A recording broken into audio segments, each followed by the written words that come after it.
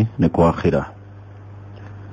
Tuli ku nnyingo egamba nti man lam yasaadu fi baytihi lan yasaada fi makanin akhar. Omuntu ateeyagalira mu maka ge tasobola kufunamu ssanyu, tasobola kulifunira mu kifo kirala. Kitegeeza essanyu liva waki? Liva waka. Tuzze twogera ku bintu ebyonoona amaka oba ebimalawo ssanyu. Twatunuulira empasa embi, ne tutunuulira okukola okw'omukyala. Obuzibu obuli mu kukola ne tubunnyonnyola. Omulundi ogwayita twali tunnyonnyola ku mpisa embi eziri mu baki? Eziri mu mukyala. Naye tujja kuba benkanya, tujja kwogera sayidi ey'omukyala n'ey'omwami. Saabakyala balemegga nti seeka tuliko. N'abaami olwabo lujja kukola ki? Olwalo lujja kutya. Lujja kutya. Kuba mulimu abaami nga nabo bamalako abakyala emirembe. Naye omukyala yakyasinze okumalako omusajja emirembe. Bw'oba otunuulidde amaka. Kubanga omukyala buli waatereera amaka gakola ki? Amaka gatereera ne gabeera matebenkefu. Kati olwali twagala tutunuulire ku kigambo eky'empisa embi. Amaka omutali mpisa tegasobola kubeera na ssanyu. Era omukyala bw'abeera mu maka nga talina mpisa, amaka goonooneka. Abaana bennyini bakula nga tebalina mpisa. N'akugobako abantu bo. N'otuuka okumugaa nti njagala kunywa ku caayi.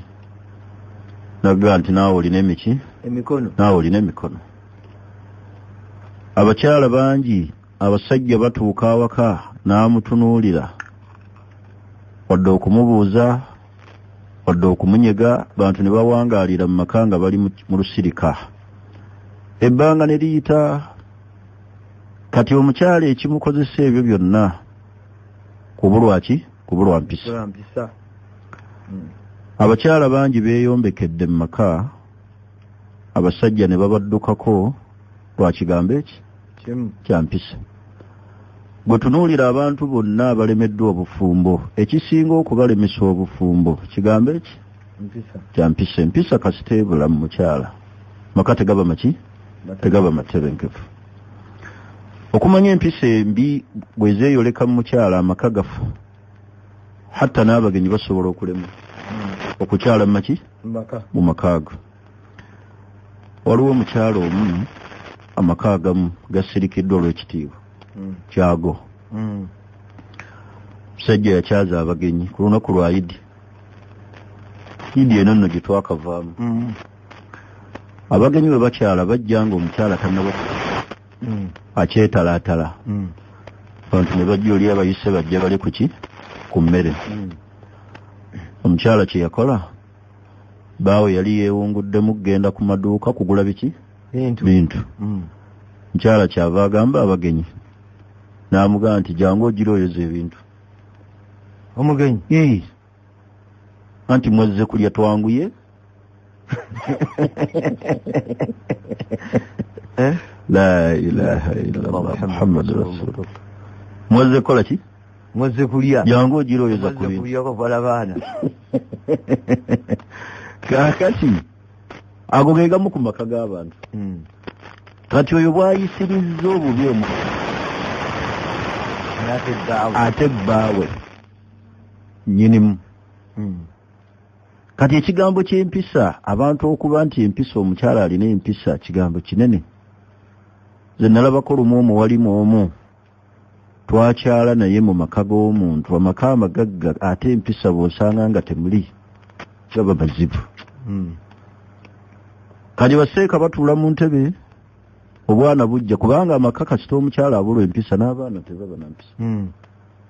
Obwana bujja bukubakuba omuwalimu mu mutwe ngolo, bumujjako enkofiira bumulinnya kuki? Ku mutwe.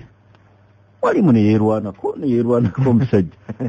Omukyala n'ayatula ekigambo nti omwana muleke, gw'otudde mu ntebe ye. tegereka kati era omusajja asiibula busiibuzi muwalimu kakati amaka senga empisa zikola ki ziggwamu maka tegasobola kubeera musimu olwaliro tunuulira abakyala engeri gye bayisaamu abasajja mu maka mbeera mbi nnyo musajja najja mukyala n'amusanga ku TV tava bw'abeera kazannyo bwe babeerako taseguka noonoonya bw'oteeka ebintu oyina n'okuleeta amata ne gafiira yakoze eki atudde bw'ati yeezinze emikono kati esenga zibula mu bakyala kati gasobola kubeera malungi okumanya obusiraamu bwalaga wala ku kigambo ky'empisa embi bwatuuka n'okuwa omusajja ebbeetu atalako omukyala olw'eki olw'empisa embi tunuulira hadisi eri Sheikh Nasruddin Albani yagisahaha hadisi ya Abi Musa al-Ash'ari yagaa nti thalatha yad'una Allah fala yustajabu lahum bantu basatu basaba edduwa zaabwe nga Allah tazikola ki tazaanukula mu bantu abo abasatu yagaa nti wa rajulun kanat lahu imra'a omusajja nga alina omukyala sayyi'atul khuluq naye ng'empisa ze embi falamu yutallikuha n'atamuwa talaka abantu hadisi ya Abi Musa al-Ash'ari radiyallahu anhu nabi yagaa nti thalatha yad'una rabbahum fala yustajabu lahum abantu basatu basaba Allah edduwa nga tabaanukula nagaa nti wa rajulun kanat lahu imra'a omusajja okubanga alina omukyala sayyi'atul khuluq naye ng'empisa ze mbi falamu yutallikuha n'atamuwa talaka nakati katugira tulibeera naye gwe buli wosaba dduwa Allah tajanukula alina omukyala so tebagamba dduwa ya mukyala nti yeteyanukulu ya musajja gwe weesibyeko ekyetere kubanga ekisookera ddala ogenda kuwangaala naye mu mpangaala embi ate oleme kutuukiriza hukuuku zoteekeddwa kukola ki kubanga Allah yagaa nti wa ashiruhunna bilma'rufi muwangaale nabo mu bulungi kakati gwe omukyala atali ddala waliwo omukyala nga busiraamu talina mpisa teyeetaaga na kuba naye nga n'abantu baakuta nga ne maama we yakuta n'agaa nti omwana wange nga yawasa ekikoligo nze amaka nga tadde mwana wange nkwagala nnyo naye sikyajja maki makaago olw'empisa z'omukyala gw'alina kati oyo nabbi gwe yagamba nti basaba Allah edduwa naye nga Allah tazikola ki tazaanukula ye mukyala ng'alina empisa mbi naye ng'omusajja yamulina aga nti wekwenfiira mulungi bwe mugoba ajje nyumba tujja gigabana ajja kuntwala muki mufida naye nga bambi tos n'empangala gye muwangaala naye mbi 9 ge maka be gali tuli fena naye ng'empangala ki mbi kati hadisi eyo nabbi sallallahu alaihi wasallam yajogera kubanga hadisi akhrajahu al-Hakim hadisi eri mu kitabu kya Hakim hadisi ya Abi Musa al-Ash'ari kankumalira abantu babiri naye oyo gwe mbadde njagalamu kubanga njagala abantu basobola okufunamu ebyokukola ki ekyokuyiga nabbi yagaa nti thalatha abantu bamiteeka egi esatu yad'una Allah fala yustajabu lahum basaba Allah naye nga Allah takola ki tabaanukula kusaba kwawe nagaa nti rajulun kanat lahu imra'a ye musajja alina omukyala sayyi'atul khuluq empisa mbi falam yutallikuha n'atamuwa ki n'atamuwa talaka olwokubi yagaa nti wa rajulun kana lahu ala rajuli maalin ye musajja eyawa munne ssente n'atajuliza teyajuliza wampa ssente nompa miliyoni 3 naye nga tewali muki tewali buwandiike tewali bujulizi tuli fenna n'agamba owookusatu ye musajja eyawa omuntu safiihi atalina maki magezi n'amuwa ssente oyo naye takola ki n'owomuguwa eddalo omubanja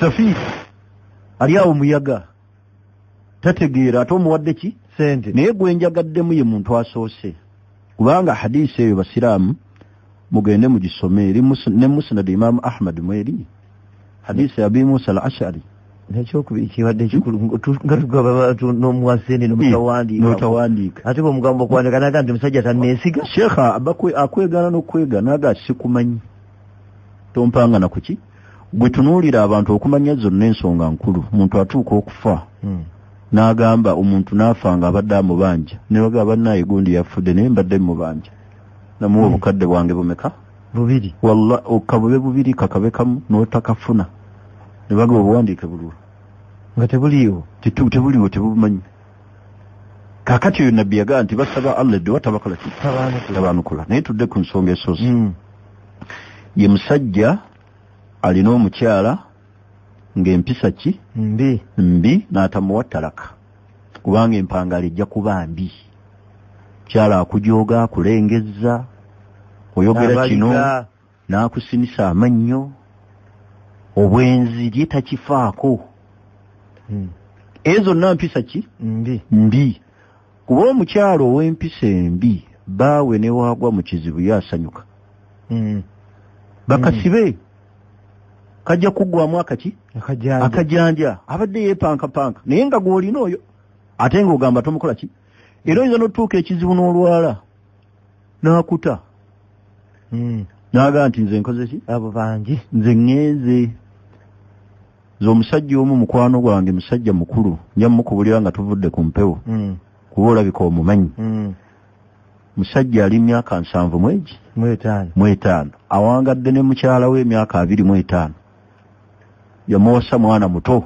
myaka 25 n'agenda n'amusibisa mu kkomero omukyala yasibisa bba mutegedde Mungu amusaaki n'amusibisa mu kkomero naye ng'ebyobugagga byalimu bya musajja yakoze buli kimu atuuke ku ekyo kaakati musajja bamusiba mu kkomera n'alwala kuba musajja akuze mu myaka obasibira omuntu w'emyaka 75 n'afunirayo obulwadde n'amenyeka amagulu adina ku miggo era bw'ogenda mu nyumba omusanga mu bwogo omukyala yagenda yamugamba nti nkutadde lwa nsonga 3 ntudde idde ennaku 9 nzimaze omukyala yagamba omusajja najja n'amwatulira n'amugamba nti idda gye ntudde ennaku 9 naye ekisookera ddala nkujjanjabye towona nkujjanjabye tokola ki towona lukonvuba ekyokubiri n'amugamba nti tolina ssuubi lyakuwona wenkutunuulira tolina ssuubi fyuca togirina ku myaka egyo gy'okola ki gy'olina wuuyo oli mulwadde towona tolina ssuubi n'amugamba ekyokusatu nze sisobola kukulabirira n'amuta n'agenda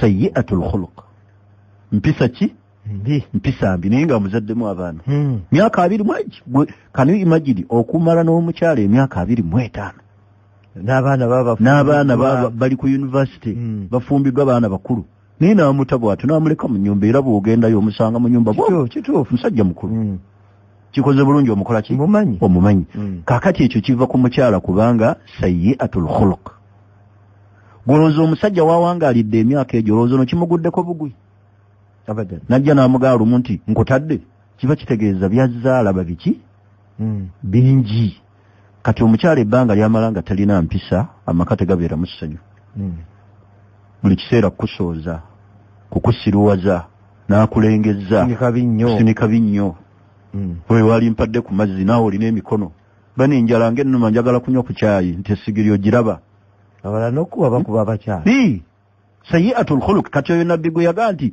gwe omusajja bw'oneesibako embeera bw'etyo n'owangaala bw'otyo n'abantu ne bagaa nti omukyala wa gundi ffe yatulema twamulekera mukyala we naye nga sayyi'atul khuluq empisa mbi kisookera ddala ajja kwonoonera n'abaana ate abasajja abawuliriza abasiraamu mwegendereze nnyo Qur'ani buli nsonga gye yanyumya kubanga Allah yagaa nti ya ayyuha alladhina amanu abange mwe abakkiriza inna min azwajikum mu bakyala bammwe wa auladikum n'abaana bamwe mukola ki bemuzaala aduwwan lakum balabe Allah yagatta ebi bibiri yagatta omukyala n'abaki n'abaana kati wooyagala okumanya nti olina akabenje kazito ng'era tolina oyinza kufunira ssanyu ye mukyala okuba nti beegasse n'abaana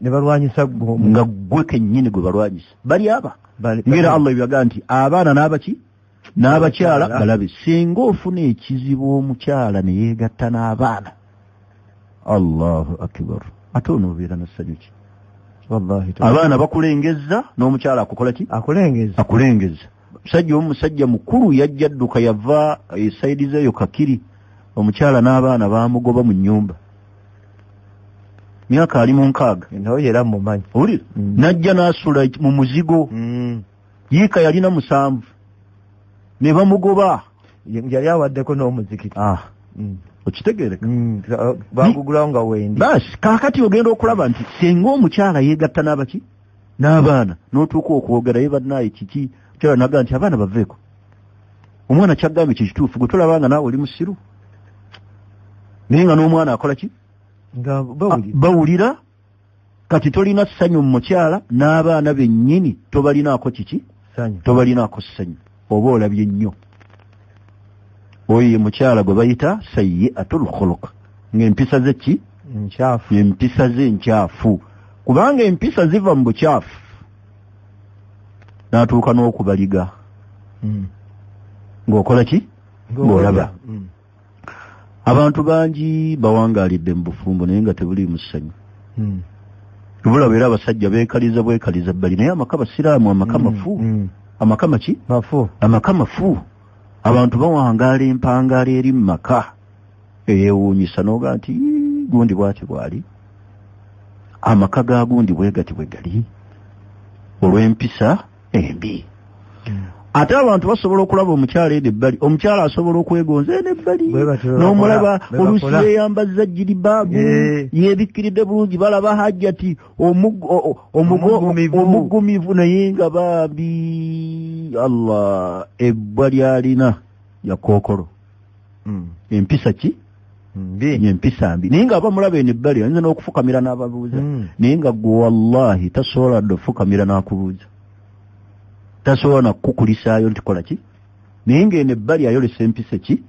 empisa ennungi kale amaka agalimu omukyala ng'empisa ze embi tegasobola kuba na mirembe era tosobola geeyagaliramu okusinziira ku budde mbadde njagala kwogera ku bulyazaamaanya kuba nayo poyinti ki namba obulyazaamaanya obuli mu bakyala oli n'abaliga obwenzi n'atuuka n'okuyingiza abaana mu famire sajja n'abaweerera n'alabirira omwana naye nga si wuwe awo njagala okutandikira enkya oba olina obudde tuyinza okufunayo ku ssimu abantu balina ebizibu mu maka naye enkya we njagala okukola ki okutandikira obujoozi obuli mu buki mu bakyala obulyazaamaanya bwe bakola eri abaki eri abaami baabwe naye omukyala njagala ajjukire nti ejjana yeri wansi wa biki wallahi buli kyokola